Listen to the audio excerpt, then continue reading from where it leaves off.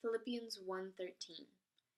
As a result, it has become clear throughout the whole palace guard and to everyone else that I am in chains for Christ.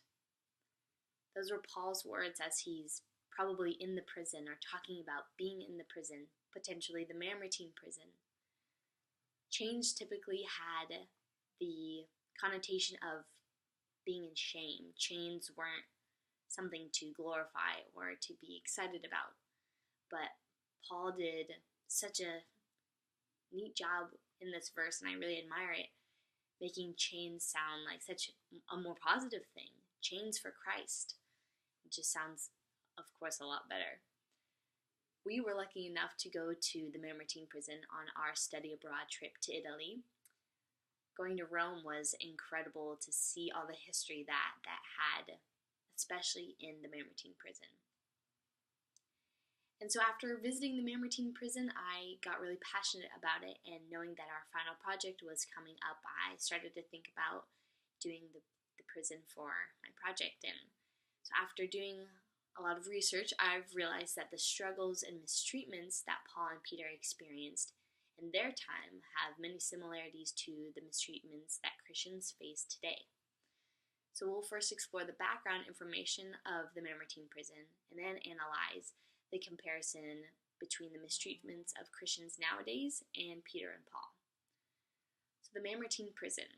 Articles from Hill at ancientorigins.net and sacreddestinations.com, both in 2017, reported that the Mamertine prison is, of course, an ancient prison at the bottom of Capitoline Hill that overlooks the Roman Forum. And now saying that to this screen, it's insane because it sounds like something that is so far out of reach, but we were there. And that's a tidbit of information, but that really excites me.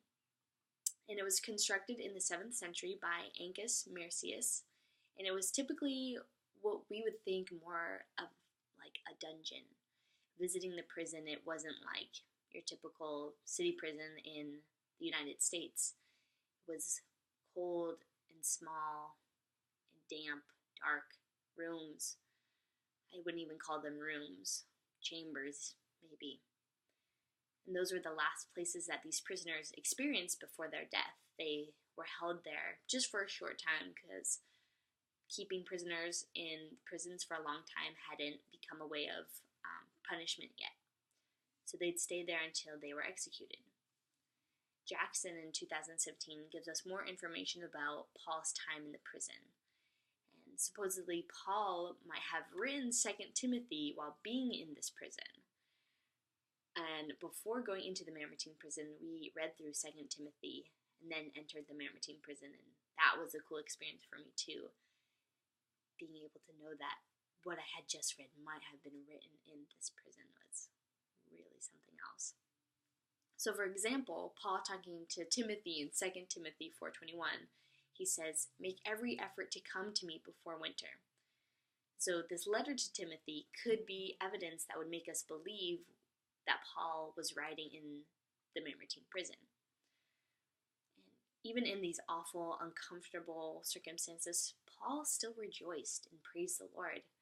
It makes me rethink my day-to-day life. Why am I not constantly rejoicing and praising God for the good things in my life, while Paul rejoiced and prayed through the hard times in his life, in these prisons for something that was unjust to him? Paul was even able to baptize other prisoners in the chamber with him from an opening in the ground that had the spring of water come up.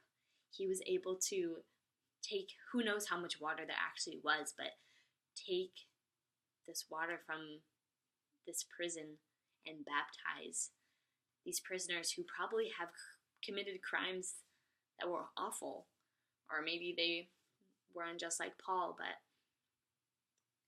they were redeemed, and Paul was used to redeem them and bring them to Christ. And that's a crazy thing for me to think about. This was Paul and Peter's living spaces until they were sent to their execution. This tiny place. They were being persecuted for being a Christian. They never turned from God. they were both later crucified after their imprisonment there. So now, seeing the kind of treatment that Paul and Peter experienced in the Mamertine prison and their time in general, now we can look at how Christians are mistreated nowadays. Some typical issues that Christians face nowadays are rumors and jealousy, and this is exactly what Paul experiences as well before he appealed to Caesar. Rumor had it that he was taking the Greeks into the temple, which is a capital offense. As well as people were probably just jealous of Paul for having such confidence in his faith and sharing freely. People sometimes don't like that. I know I've had people literally tell me that they're jealous of me because of what I have that they don't, and that was definitely Jesus, and even they could recognize it. I had a faith that they didn't, and so jealousy is definitely a common thing too. And now in our day and age, we hear a lot about situations here and there that involve Christians being persecuted. But I don't think we're necessarily exposed to as many of these tragedies as they actually happen. As all news goes, we hear a good amount, but there's so much stuff that we miss. And according to Weber in 2017, North Korea, Somalia, and Afghanistan are the top 3 most dangerous places for Christians to live, because there are countless of persecutions that take place there, among many others. And Christianity is one of the most persecuted religions in the world. Withrow in 2017 shares a story from 2013 in Peshawar, Pakistan, where 80 people were killed from a bomb attack in a church. And I tell you this and it hits you hard, but it's harder almost for me to say because there's literally so many thousands upon millions of other situations where Christians are persecuted. And though there are still cases of crucifixion, suffocation, and just torture in general to Christians like in Paul and Peter's time, now we have new technologies that have made it possible for different kinds of attacks, like the bomb attacks I talked about previously with Pakistan.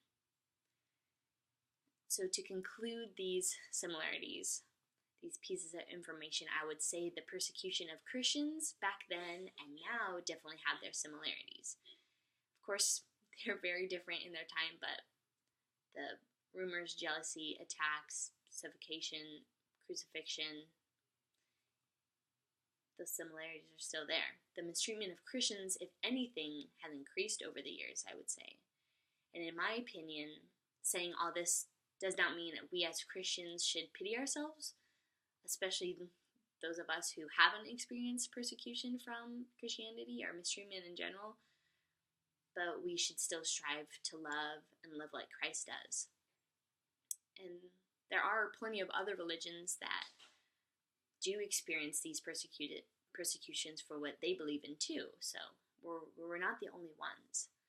Regardless, I was so thankful for the opportunity to see this piece of biblical history, the Mamertine Prison, because it was definitely a reminder to me of how lucky I am to live in a place where I'm not afraid to pray or go to church or live my religion freely.